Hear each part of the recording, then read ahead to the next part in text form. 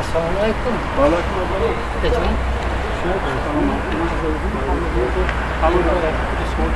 مختارجان برهانوف ساکن جماعت غوزیان نوحه باباجان غفورов برای راه گشتن آزاد اذیت میکشید. بیش از 3 سال میشود که درد پایها او را آرام نمیگذاشت. پس از تبابت درد پای به میانش تاثیر منفی گذاشت. از اینو به عروبچه معیوبی احتیاج داشت. در عرفه تجدید استقلالیت دولتی به او عروبچه معیوبی تقدیم کردند.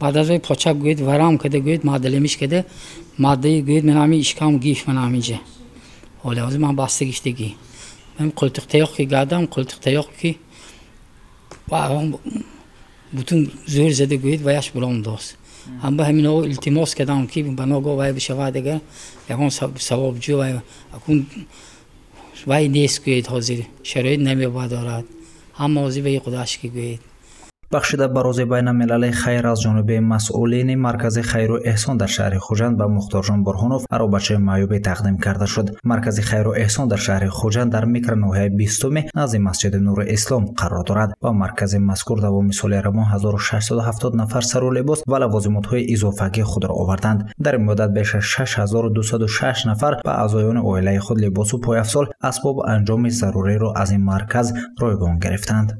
یک کسی هست که به اون چیز محتاج، یک کسی دارد اون را زیادتی.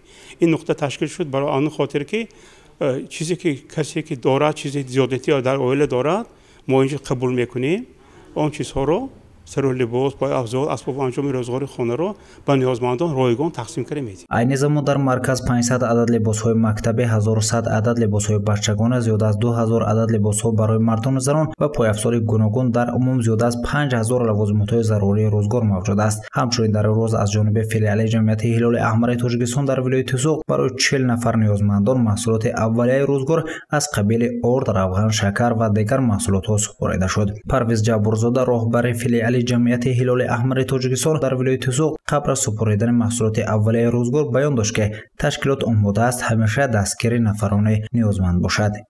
کمک من اوقات خوراکواری داشتند. الهی اصل دولتشان کمی نبیند پروردگار. کم کم بزرگم پسرم این ولی دو تا پسرم گذشتگی.